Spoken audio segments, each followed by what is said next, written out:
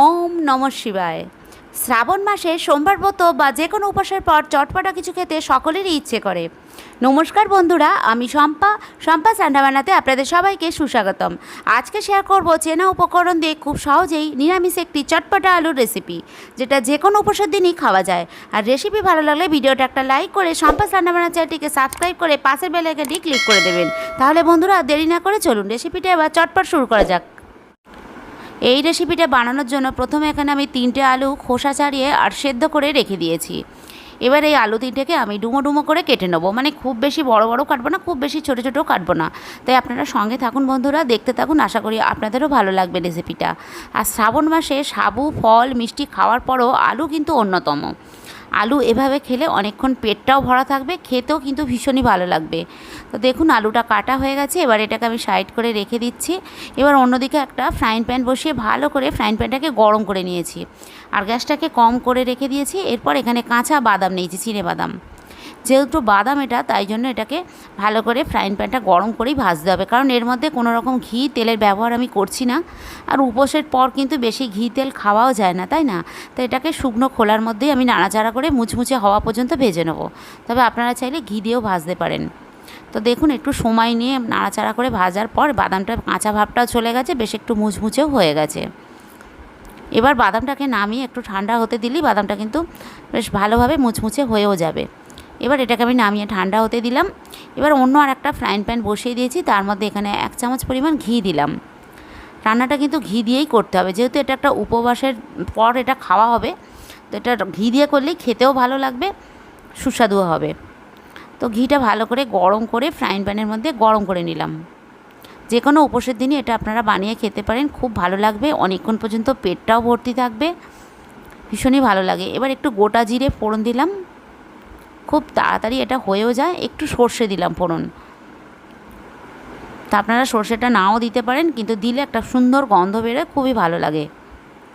শুধু জিরে দিয়েও এটা করা যায়।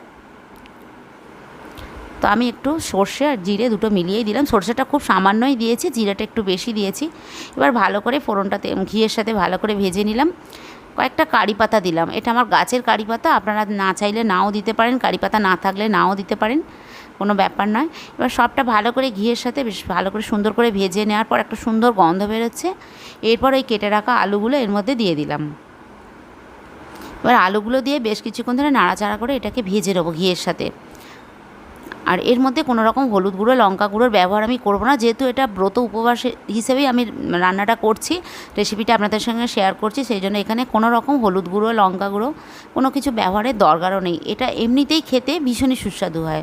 তা আপনারা পুরোটা দেখুন, এখানেই শেষ নয়, এখনও কিছু উপকরণ দেওয়ার বাকি আছে। আপনারাও বাড়িতে বানিয়ে খাবেন, খুবই ভালো লাগবে। শুধু শ্রাবণ মাস না, যে কোনো উপোসের দিনই এটা খাওয়া যায়, বাচ্চাদেরও ভালো লাগবে, খুব ভালো লাগে এটা। গরম গরম রুটি পরোটার সাথেও এটা আপনারা সার্ভ করতে পারেন। আর উপোসের দিন তো এটা খাওয়াই যায়, অনেকক্ষণ পেটটাও ভরা থাকে। এবার ওই ভেজে রাখা বাদামগুলো দিয়ে দিলাম এর মধ্যে। এবার বাদামটা দিয়েও আলুটা দিয়ে আরেকটু বেশ ভালো করে দুটোর সাথে মিলিয়ে নিলাম।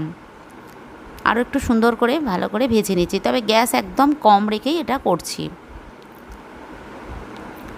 এরপর এখানে সন্ধ্যব লবণ দিয়ে দিলাম, যেহেতু এটা ব্রত উপবাসের জন্য রেসিপি। আর যে কোনো ব্রততেই আমরা সাধারণত সন্ধ্যব নুনই খেয়ে থাকি, তাই না? তো এখানে আমি পরিমাণ মতো সন্ধ্যব নুন দিয়ে দিলাম। এবার নুনটা দিয়ে ভালো করে মিলিয়ে নিতে হবে। এটা এমনিই খেতে খুবই ভালো লাগে। তো আপনারা যদি অন্য যে কোনো দিন বানান, তাহলে এটা রুটির সাথেও এটা সার্ভ করতে পারেন, বাচ্চাদেরও ভালো লাগবে, কোনো কিছু মশলাও লাগে না। আর এটা শুধু তো খাওয়া যায়।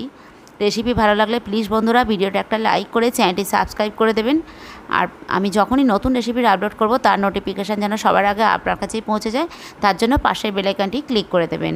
তো দেখুন এখানে কথা বলতে বলতে কয়েকটা কাঁচা লঙ্কা কুচি দিয়ে দিলাম। না, ঝালটা যে যেরকম খাবেন ঝাল অনুসার কাঁচা লঙ্কা এখানে দেবেন। একটু চটপটা হওয়ার জন্য একটু কাঁচা লঙ্কা দিলে খেতে ভালোই লাগে, উপোসের পর একটু ভালোই লাগে খেতে। তো আপনারা এখানে গোলমরিচও দিতে পারেন, কিন্তু আমি কাঁচা লঙ্কা দিচ্ছি বলে গোলমরিচটা দিলাম না। এবার একটু ধনেপাতা কুচি দিয়ে দিলাম। তা আপনারা সঙ্গে থাকুন, দেখতে থাকুন, এখানেই শেষ নয়, এখনও একটু উপকরণ বাকি আছে। তো শেষ পর্যন্ত দেখার জন্য অনুরোধ রইল বন্ধুরা। খুবই ভালো লাগে খেতে, আবারও বলছি ভীষণই ভালো লাগে। তো ভালো করে সবটা ভালো করে নাড়াচাড়া করে নিয়েছি। আর হলুদ দিলে ধনেপাতাটা দেখাও যায় না, এটা তো সুন্দর লাগছে দেখতে, সাদা সাদা, খুবই ভালো লাগছে। লাল লাল বাদাম, সবুজ ধনেপাতা দিয়ে একটু অন্যরকম লাগছে। আপনাদের কেমন লাগলো অবশ্যই কমেন্টের মাধ্যমে জানাবেন বন্ধুরা। আর শ্রাবণ মাসে অবশ্যই বাড়িতে বানিয়ে খান। এবার গ্যাসটাকে অফ করে দিলাম, দিয়ে এটাকে 1 মিনিট একটু স্ট্যান্ডিং টাইমে দিয়ে দিলাম।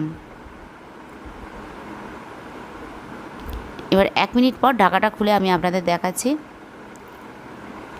এরপর এখানে শেষে গ্যাস অফ করার পর এখানে অর্ধেকটা লেবুর রস আমি দিয়ে দেবো। এটার জন্যই কিন্তু চটপাটা ভাবটা আসবে, কিন্তু গ্যাস অফ করেই এটাকে দিতে হবে। অর্ধেকটা লেবু রস দিলেই হবে, খুব বেশি দেওয়ার দরকার নেই, মানে আলুর পরিমাণ হিসেবেই এখানে আপনারা দেবেন। আমার এখানে আলু কম বলে আমি এখানে অর্ধেক লেবুই দিলাম।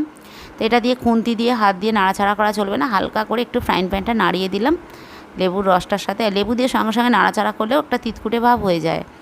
তো রান্নাটা আমার একদম রেডি, এবার আমি এটা নামিয়ে নেব। রেসিপিটা কেমন লাগলো বন্ধুরা আপনারা কমেন্টের মাধ্যমে জানাবেন। আর রেসিপিটা যদি ভালো লেগে থাকে তাহলে ভিডিওটা একটা লাইক করে চ্যানেলটি সাবস্ক্রাইব করার জন্য অনুরোধ রইল। আজ এই পর্যন্তই, দেখা হচ্ছে আর একটি নতুন রেসিপি নিয়ে। আপনারা ভালো থাকুন, সুস্থ থাকুন আর দেখতে থাকুন সম্পাস রান্নাবান্না। নমস্কার।